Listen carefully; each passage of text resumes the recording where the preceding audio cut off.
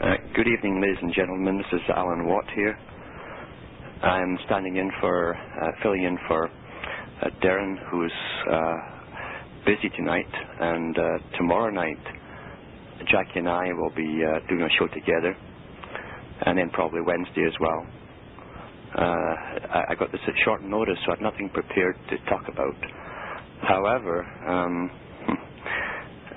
this morning I got up, and the sky was full of these amazing, the new super latest version of the chemtrails across the sky, coming in from the west, really, using the winds, the westerly winds, to bring it across the country. And and these were amazing new types of very artistic trails that were laying down, brand new types of polymers, which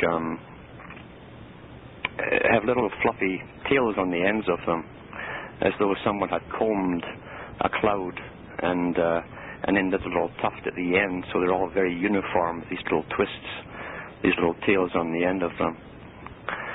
So it's quite a spectacle to pan the sky and take all of this panorama of chemtrails in such an amazing project on such a huge scale, and yet to realize that maybe you're the only person in 100 miles that actually knows what's going on. Maybe even further, that's even more amazing. Today I talked to someone who was photographing these clouds in the nearest town, and she didn't know, of course, that these were fake clouds. And so I filled her in on what I could tell her in about half an hour, without overburdening her with the truth or the history of all of this. But maybe, just maybe, I got someone else to think about what they're actually looking at. But she did comment that they look so pretty. And my sort of reaction to that was, well, they do look so pretty because they're so uniform. The ends of them are so uniform, with these lovely little twists on, these little curls, which don't occur in nature. And yet, people who haven't been observing the sky over the years as they grew up and lived have no memory of what natural clouds look like. Those who are being brought up today won't know. They'll think this is all quite natural. And quite a few years ago I said that one day we'll see these clouds glow in different colors. I've already seen it last year in the summer, where you could see rainbow ripples going through some of them. But I think that the old Beatles song said marmalade skies in one of their songs. We'll certainly see the marmalade skies, and maybe different colors or shades of strawberry put in there for effect. I think it's so far advanced now that they could pretty well do anything, and the public would think it was all quite natural. And that's the beauty when the parents don't know to tell their children. That's the beauty for the elite who rely upon this mammalian indoctrination, knowing that if you can indoctrinate one generation, they can't warn their offspring of the dangers that are around them, or what's even natural anymore. This is the 27th of March, by the way, 2006, for those who still have some kind of memory to go by. And I had to look at my watch to make sure myself. So I was going to talk about these trails. And as I say, I had nothing set up to talk about, really. But I don't want to go off into the news, because I don't like following the news. To me, the news is basically irrelevant as to what puppet is put in front of the public to declare this law or that law or whatever. They're just the puppet men. If those who have studied the whole agenda, or as much of it as available to the public, are well aware that the front men we see could be interchanged with other faces tomorrow, and the same agenda steamrolls on. So I don't get caught up hitting the firewalls that they put up there for us to hit, and that's the politicians, the front men, who are well chosen long before the public even know their names or the supposed party they supposedly represent. They're irrelevant to the agenda, really. It's only important that the public believe it's all real, and that way they don't question beyond politics. And of course all of this is designed by people, at least, if I use the word people, which are definitely beyond politics. The global government has been here for a long time. At the moment it's primarily invisible to the public, which makes sense. You would never put your real leaders into the public view in case anything happened to them. You'd always put your front men there to take the heat, and any real accidents that could happen, well, you can replace them quite easily. They're just puppets. But you'd never put your real people in front of the public. We know some of the higher players, certainly. We know the Rockefellers have been involved in this agenda for 100-odd years at least, beginning with old Nelson Rockefeller, who was set up to be the controller mainly of power and energy in the United States. And I say he did not work himself up to it. These guys never did. They always put their own men in charge of anything to do with power and economics. You couldn't work your way up in their system unless they allow you to come up. They open the door for you to come up, and you must serve them. Old Nelson Rockefeller basically did what he was supposed to do. He hired the thugs that set fire to independent oil rigs.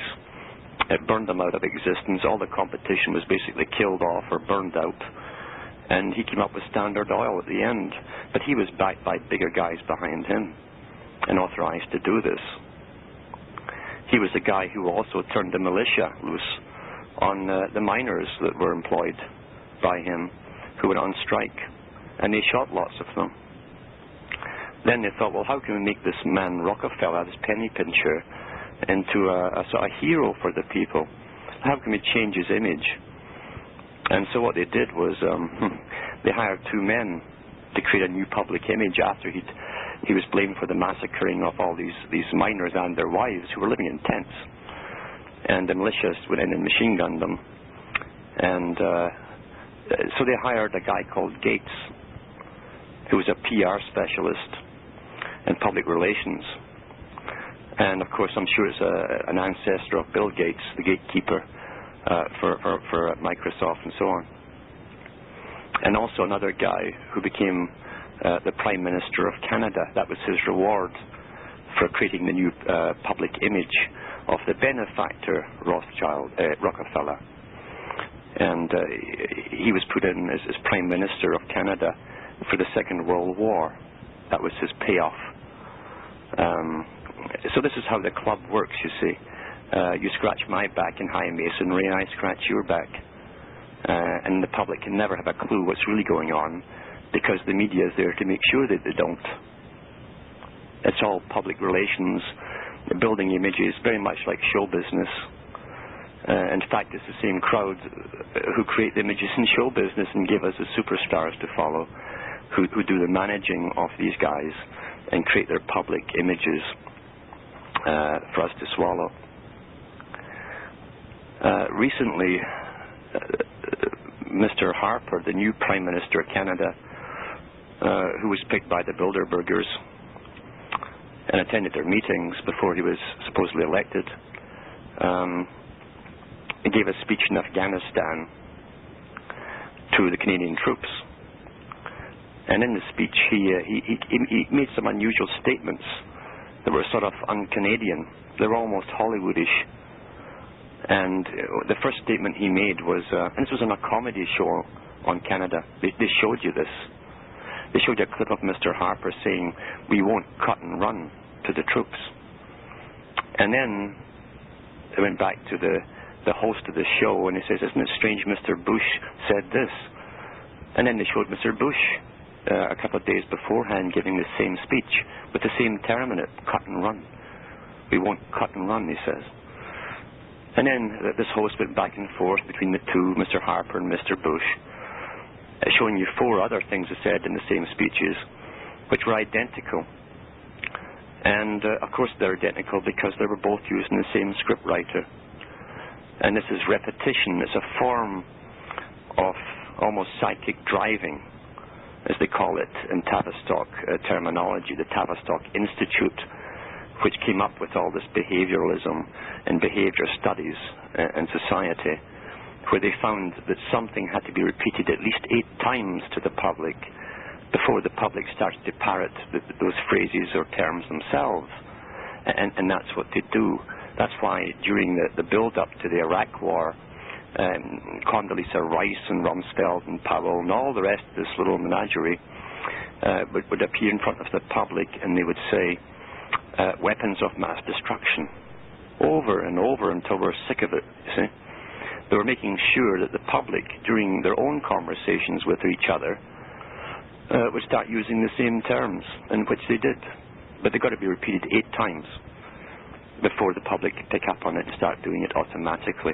Well, of course, Mr. Bush and Mr. Harper are the same script writers, and they must be on board, you see, and on track with each other on the same path. So they use the same script writers to make sure that the Canadians and Americans, who are now basically joined more than just at the hip since last March, when they signed the United Americas Agreement, March the 27th, I think it was. This is the anniversary of it. They're making sure that they're given the same speeches, because we will all be one big amalgamated Americas. That's where it's all heading. This agenda is very old. You'll find it in the writings of Karl Marx and Das Kapital, where he talked about the United Europe, which would be first for a trading bloc, followed by a Pacific Rim conglomerate, the head of which at that time hadn't been picked, and followed then by a United Americas, each one with a form of local government, which, so in other words, your national government becomes a local government under the head of a world government, which is, of course, the United Nations. So, a long time ago, the Brotherhood was well aware of where they were taking the world, why they were taking them this way. And we can go back even further to the writings of John Dee and Francis Bacon and Queen Elizabeth I's court. And this was the period when the Rosicrucians first appeared on the scene with their manifestos, this word manifesto. And they claimed that through science they would overcome all the problems that the elite were facing. They didn't care about the ordinary people. They never identified with ordinary people. In fact, they had no problem differentiating themselves from ordinary people in less polite terms than they use today. So they wanted a world 500 odd years ago that would be run by an intelligentsia, a scientific community of experts who would serve the guardian class, the dominant minority, as Charles Galton Darwin called them, and Huxley called them. Aldous Huxley of Brave New World. So they basically parroted an even older agenda, going all the way back to the days of Plato, where he wrote the Republic, the perfect society, the utopia. And he talked about the guardian class as well, who would technically be in charge of the whole system, worldwide, helped by a type of specially bred lower class, inbred, specially bred, selective breeding in other words, to create specific human types to serve them. Small squat guys for mining, and tall guys for picking apples off trees, and he had it all planned down through basically selective breeding, where the guardians would choose the mates for men and women,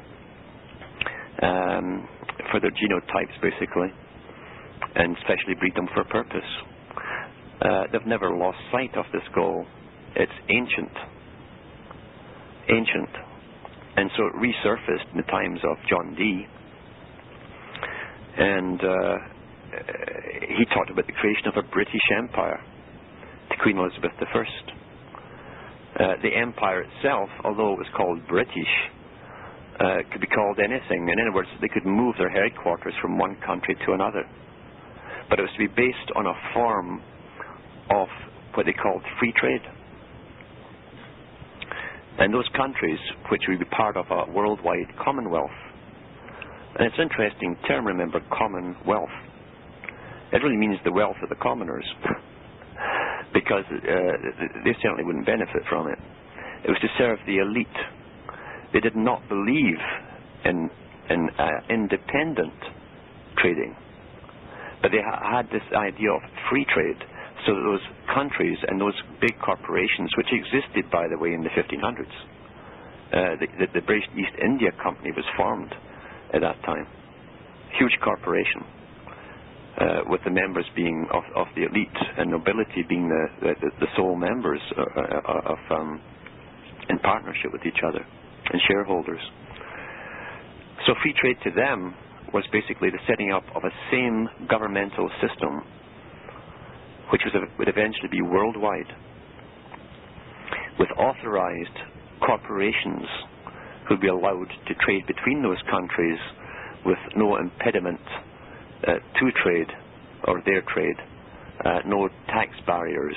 Anyone who didn't join them would definitely face taxation on import duties and exports and so on. They'd be penalized and shunned, in fact. They wouldn't be allowed certain goods in. They'd be kept out of the loop and suffer from it.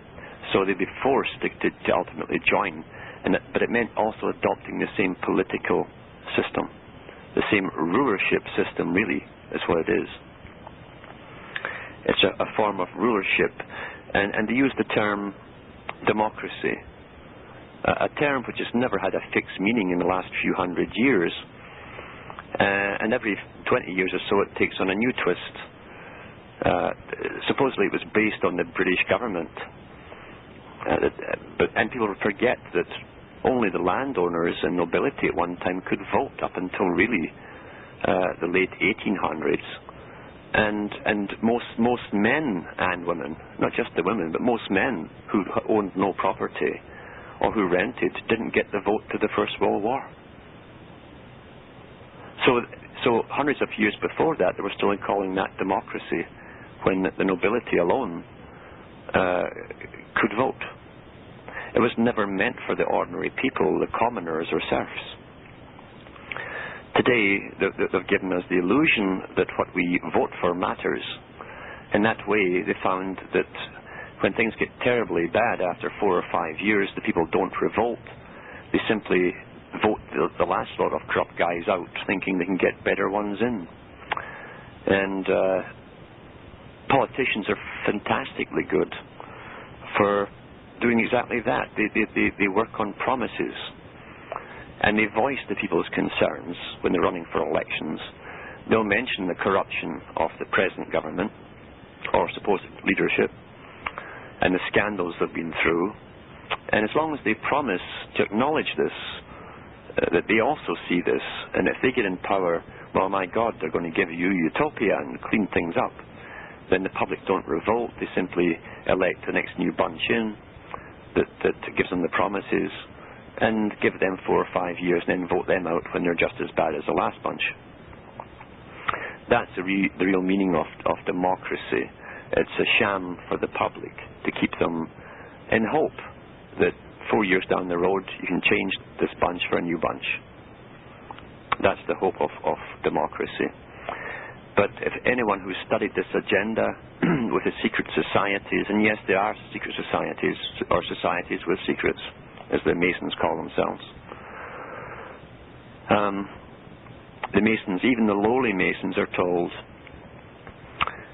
that there's 2 types, those who are enlightened or illumined, and all Masons, even up to the 3rd degree, become illumined when they see the light. They ask for the light, and the blindfold's taken off, and and then they're lifted up by the Grand Master with the proper grip, and they're now announced to their brothers, their fellow brothers, their brethren, who are also illumined.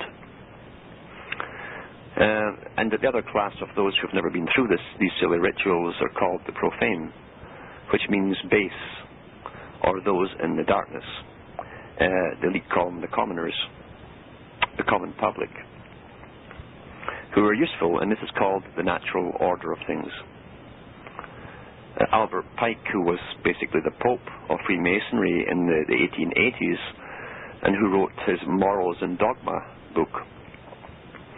I say his book because anyone who's read it and who can understand, who's read a lot of books, can tell when there's different hands and different chapters, different penmanships. And Albert Pike's is no different. There were teams of people who put that together, and too many specialist areas, from the reading of Hebrew and the Kabbalah and so on, to ancient Greek and Middle Greek and etc.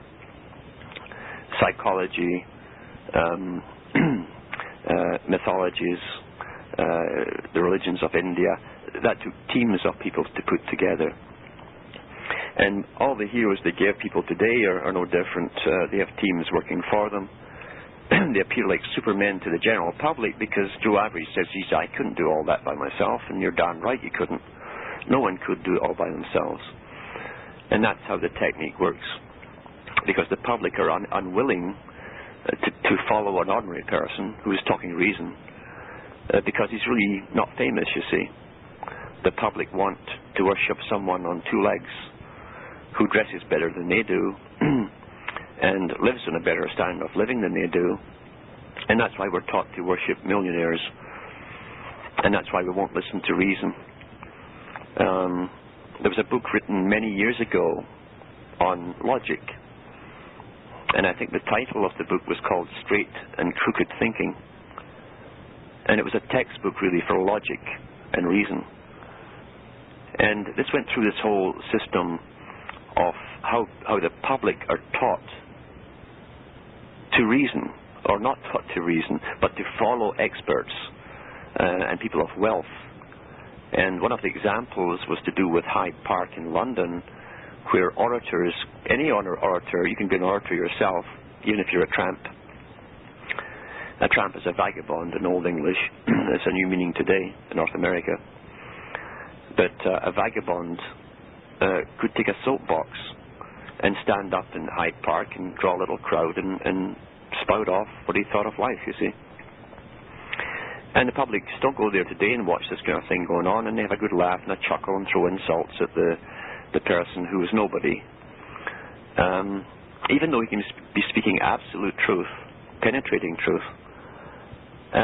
However, if someone is built up by the media to appear in some big club or theatre in London with a few letters behind his name, and walks on the stage with his duck suit and his bow tie, the public can hear the same kind of stuff, and suddenly it's very important what this person says, and yet it could be the same tramp dressed up. The perceptions change because we're trained in a specific way from birth to worship what we call success. And those who run the world are never short of giving us people who they claim are successful. And whenever they speak, we follow. It was interesting that Carl Jung, who was a psychiatrist who was way ahead of Freud. In fact, Freud was never he had no degree in psychiatry. He simply had the media to build him up into the Superman, because his job was also to change society's way of looking at things and to base everything on sex. But Carl Jung, who was far more intelligent, talked about this phenomena of training the public to believe in experts. And people should really look into some of Carl Jung's books, knowing, remember, that he also was a very high Mason. Very high Mason. His dad was the head of the Rosicrucian Lodge for Switzerland. So Carl Jung had grown up in a milieu where nothing was forbidden to speak about. All topics were open for discussion. Whereas the people below them, who were still steeped in religion and taboos, would avoid certain topics because it wasn't genteel enough, it was impolite, or it was simply against God. So, for an understanding of human logic, Carl Jung's the one to understand. For a study on someone who put his God, who used to be above him, above his head, down to his lower head, you should study Freud, because that's where basically he transferred it from above his head to his lower head. And everything evolved around sex then. It destroyed, Freud's job was to destroy human emotion and human attachments to people and base everything on purely hormonal responses. He helped to create the beginnings of the culture for what they called free love, a movement which had started in the 1880s onwards with people like H.G. Wells, the author. For more on that, read some of H.G. Wells' non-fiction books, since Wells was a founder of the Fabian Society, and they said they had to convince the public that free love was natural, promiscuity was natural, because they had to destroy the family unit, which was the only thing stopping the elite from totally dominating the individual. To get to the individual, they had to get through the whole family. And a small family is like a tribe. They'll stick together. They'll stand up for each other. So the family had to be destroyed. And the only way to do it was to start pushing this free love, as they called it. This took off in the 1920s. With the Roaring Twenties, when they brought in prohibition, they put the Bronfmans into Canada from Russia.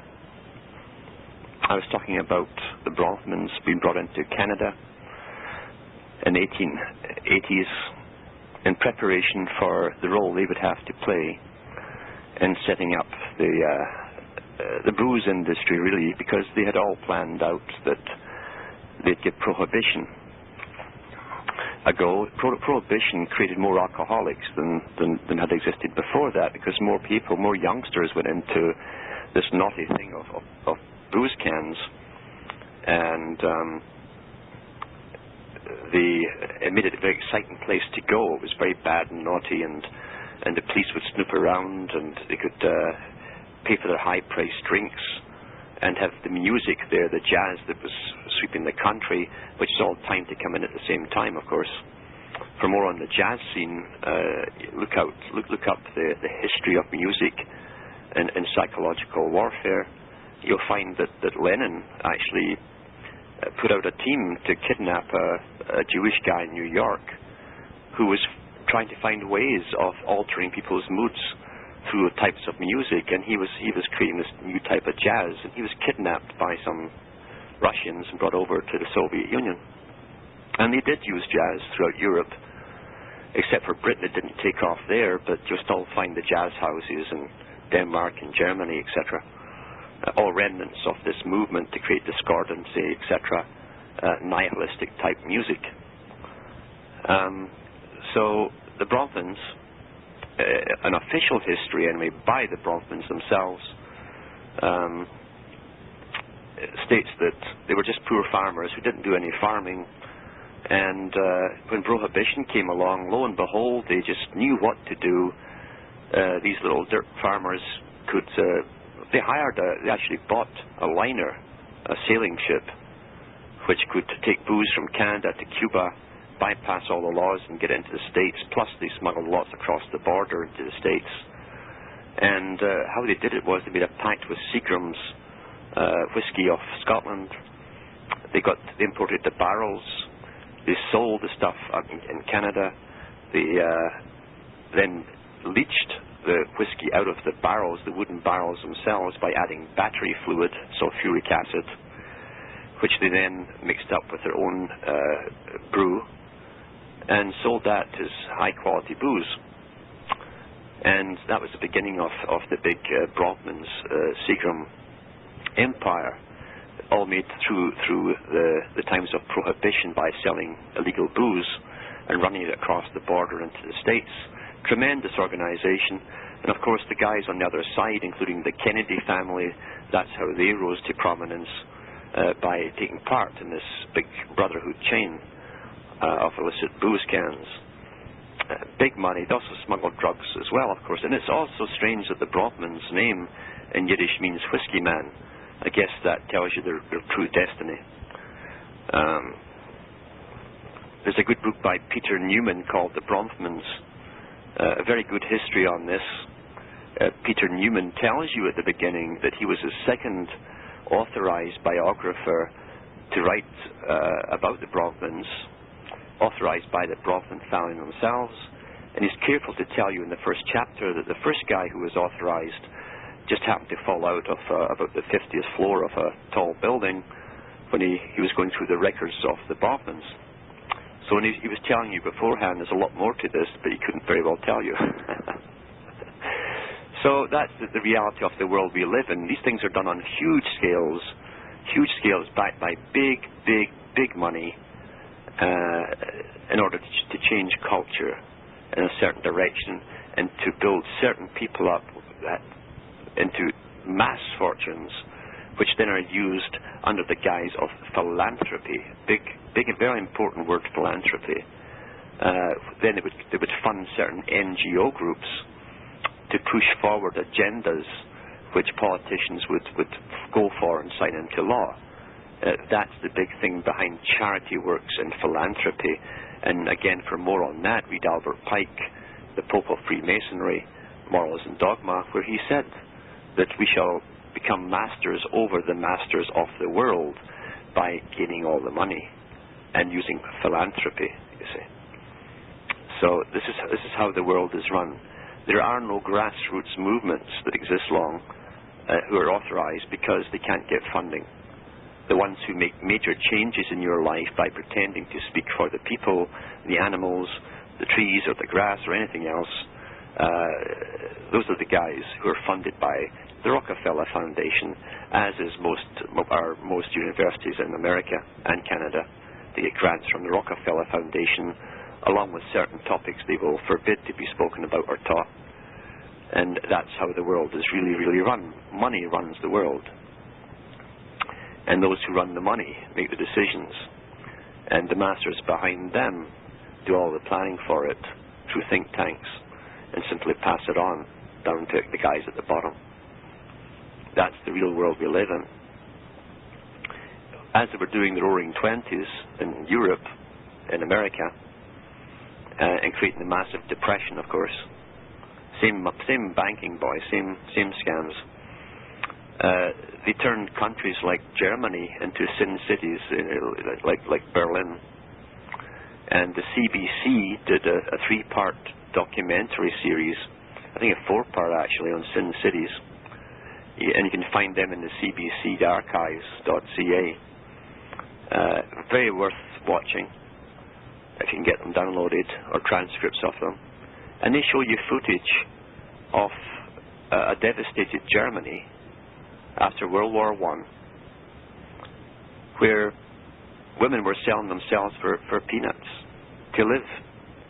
And they had huge halls where these producers, and Germany was really the top country for movie making at that time, run by these particular producers who eventually fled to Hollywood when Hitler came in. But you'll see these incredible dancing girls doing all the same dances you eventually saw in the 30s and 40s from Hollywood. They call them hoofers, these girls. That's how much esteem they held them in. And the only difference is in Germany they were stark naked. There was no shame when you're hungry, you see. And every pervert in the world was traveling over there to indulge their fantasies in these countries which had been shattered by the Depression, and morality was being sold for peanuts and food. And of course these producers brought these same dancing girls with their formations of dancing like flowers, and they all come in unison like sea anemones, and they simply put a skimpy uniform on the ones in Hollywood and duplicated it there. Because free love was to be promoted, which it was, but the fallouts prior to the 1960s was tremendous because they didn't have the birth pill. The orphanages couldn't keep up with them. They didn't have the well-organized and funded abortion clinics to take care of all the wanted side effects of free love. And so they went back to the drawing board during the 40s and 50s and gave us lots of cowboy shows and cowboy movies where nothing much happened. It was non-political. And the scare of the McCarthy era was still running in the Hollywood producers, who were hand in glove with the same guys in the Soviet Union. And so they churned out dozens and dozens and dozens of boring cowboy movies where nothing much happened, you know. But then the 60s came along, and bang, out came pop music, and out came new fashions with miniskirts, just sort of overnight. Out came the strange drug called LSD, which was being thrown by garbage bags full over every university's wall, all over Europe and some parts of America. And free love, of course, has been promoted once again, but now they had abortion clinics, they had the pill, they had everything working for them this time. They had government-sponsored psychiatric clinics to take care of all the burned-out LSD heads who ended up with permanent psychosis, many of them. And so the agenda went ahead with much, much more success, because the intent, going back to H.G. Wells and free love of the 1880s, was to destroy the family. Maurice Strong, who works for the Rockefellers and works for the United Nations, and who in his 70s runs all over the planet doing his master's work, with tremendous energy, of course, because he's given a superior form of health care than level 1 reality will ever see.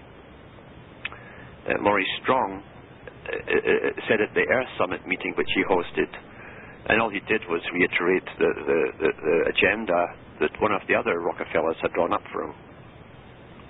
But he said at that meeting that the last bastion against the state being supreme over the public was almost totally destroyed, and that was the family.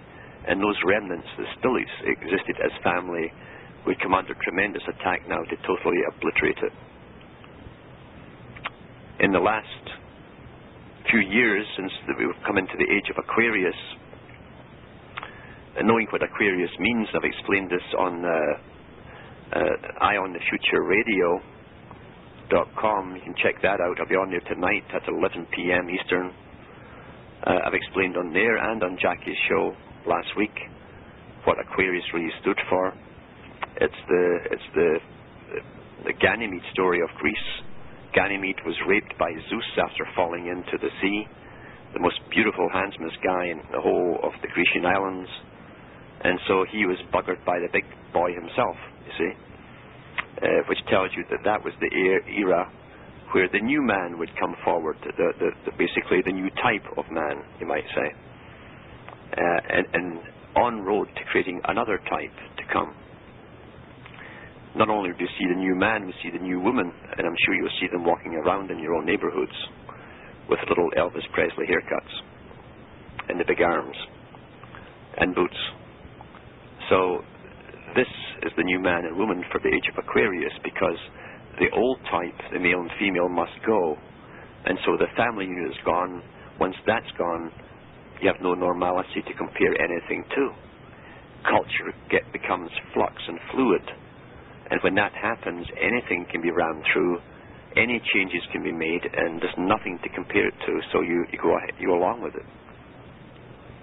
And eventually they'll bring forth a new type, a hermaphroditic creature, which will be self-reproducing, probably when injected by scientists at a certain age. It can produce its own offspring, and it may even have its reward for serving the elite by being able to clone itself or reproduce an exact duplicate of itself. The true Ganymede Aquarius type. You'll find that the Jesus story incorporated into the New Testament, the seeking out of the colt that Jesus was supposed to ride into the city. And so he tells two of these guys to go into town and find a man with a pitcher of water.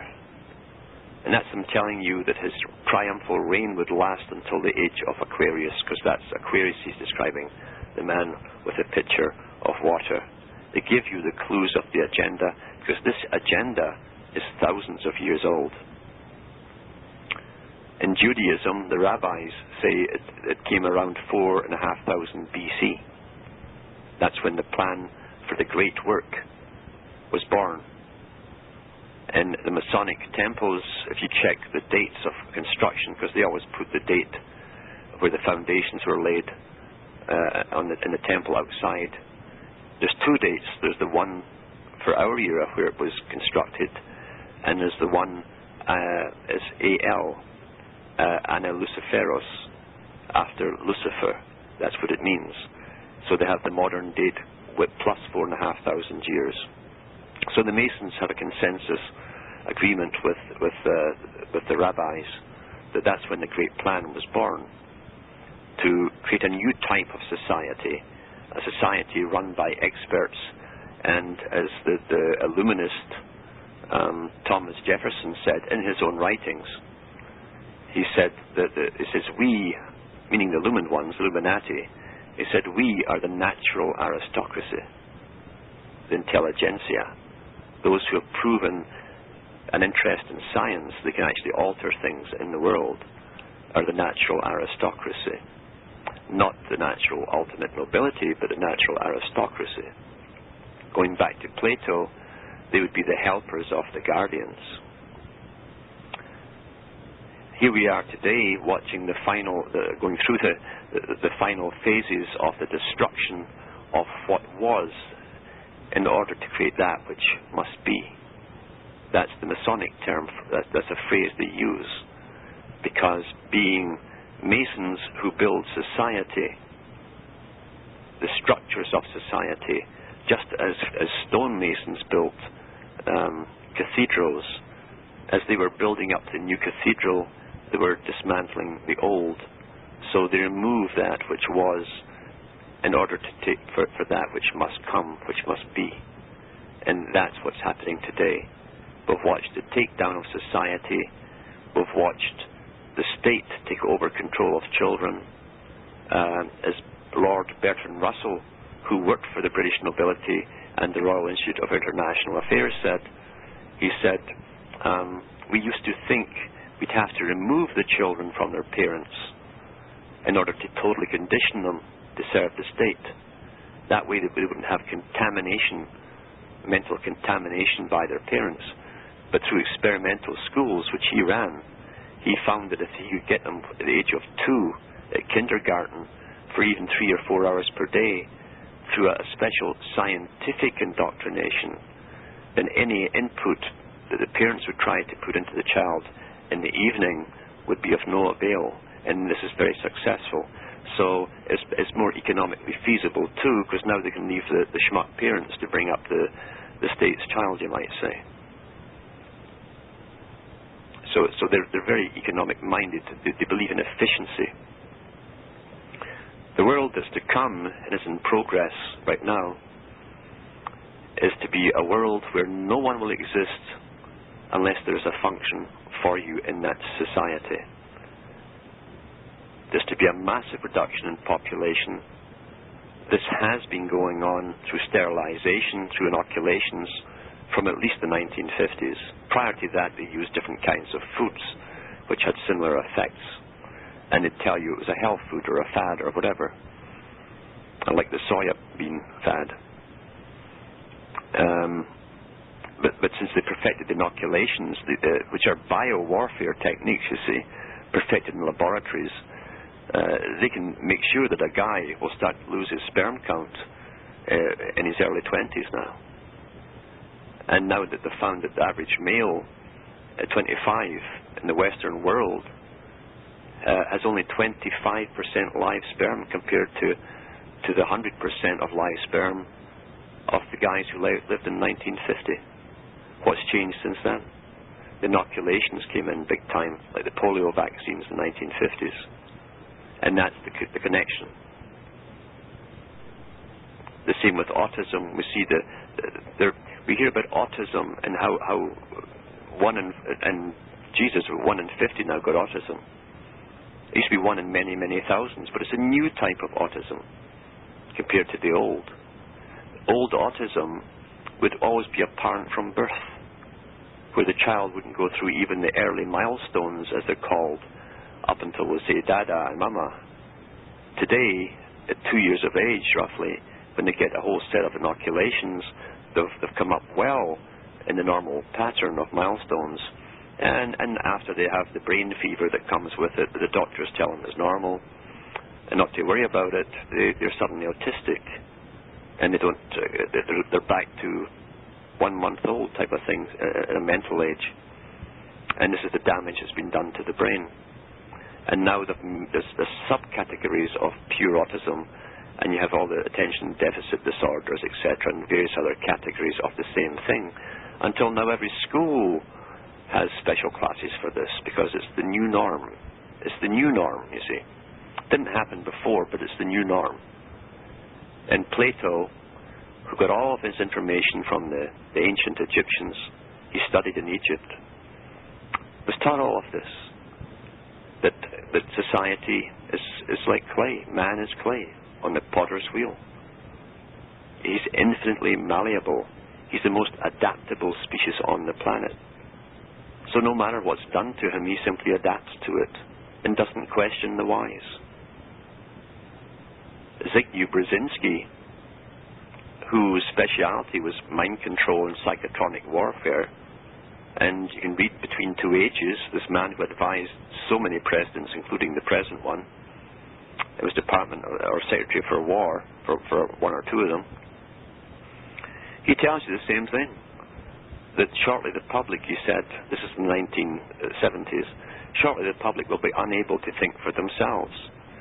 They'll be so perfectly trained that they will leave all reasoning to the media. And if the media doesn't mention a certain topic, the public won't repeat it or talk about it themselves. They've given over the right to reason, and they expect the media to do it for them. That's how simple it is today. He said that they'll be unable to talk normally about anything except what they've been downloaded with on the previous night's news. That's happened. That's happened.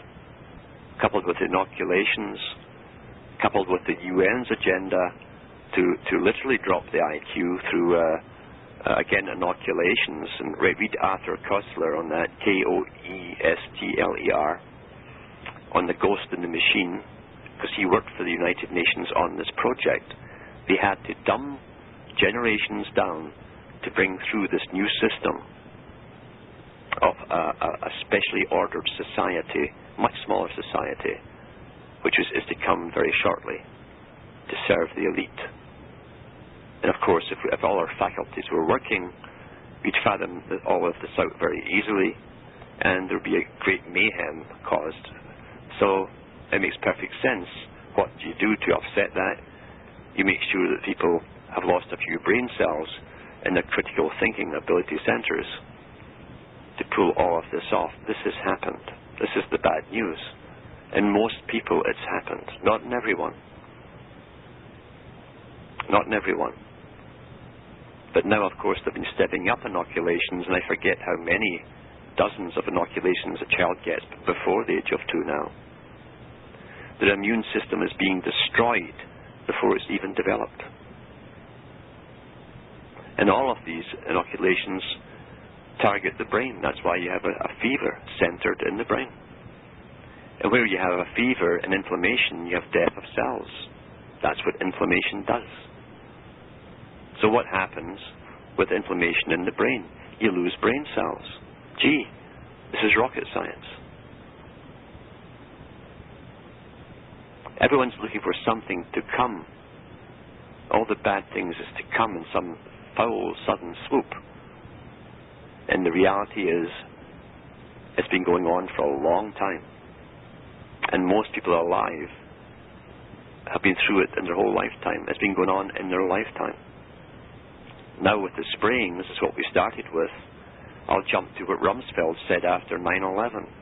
The next day on the news, at least it was shown in Canada, when asked how he would cope with a major crisis in another big city. He says, oh, we're all prepared for it, he said, to stop panic. He says, we have vast quantities of aerosolized Prozac and Valium to spray over those areas. Well, since these characters are bringing in the whole New World Order that Mr. Bush Sr. talked about 2 years running, on September the 11th, 1990, and then on September the 11th, 1991. A Masonic play, you see, on the beast, because Revelations chapter 9 verse 11, that's a Masonic revealing, you see. That's what they mean by the creature from the pit would be unleashed. The creature of war is what it means. Their system.